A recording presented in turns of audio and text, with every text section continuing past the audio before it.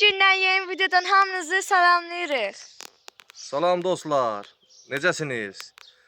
Bizim videomuza baxın və zövq alın videomuzdan. İnşallah ardı gələcək. Bəli. Yeni videolar yay tətilində gəzdikcə çəkib sizlərə göstərəcəyik inşallah. İnşallah. Başlamadan önce kanalımıza abone olup like atıp yorum yazmayı unutmayın. Başlayaq videomuza. Layla. Dostlar, gedirəm tütü yeməyə. Atam da orada iş görür arkada. Və bacım mən çəkəcək. Dostlar, gəldim. Yanımda da bir dənə cırtdan getdim.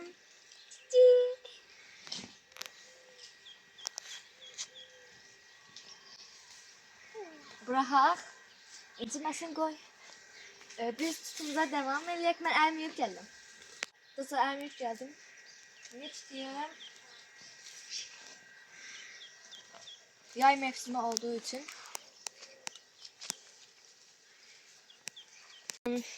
Dostlar, bir dəfə də sizə piknik vlogu gələcək.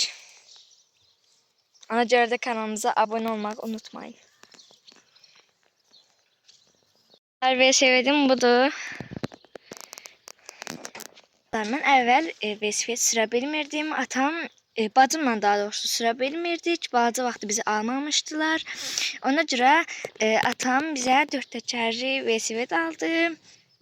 Və onu sürdük, yıxıldıq, yıxıldıq.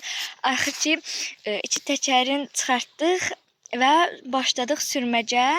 Və mənim velosipedimin topu töküb, ona görə sürə bilmirəm. Atam bir 2 gün sonra onu düzəltdirəcək. Sizə qəşəng videolar gələcək onunla.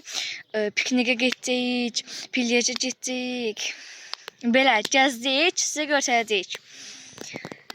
Və siz də baxın, zevk alın. Tək siz istəyin, biz çəkək. Onu bura qədər izlədiyiniz üçün hamınıza çox təşəkkür edirəm. Kanalımıza abunə olub, like atıp yorum yazmayı unutmayın. Bay bay.